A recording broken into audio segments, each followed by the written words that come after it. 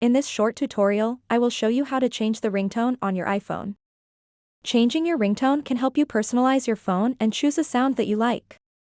To get started, open up the Settings app on your iPhone, scroll down a bit, and tap Sounds and Haptics.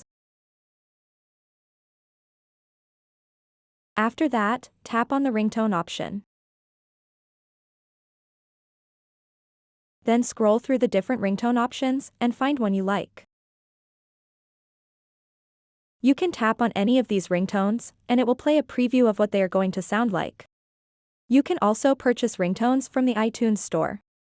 To do that, simply tap here.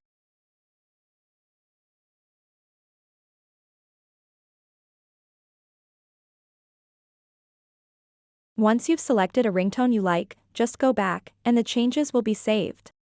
So that wraps up this tutorial. If you have any questions about this whole process, please let me know in the comments section below.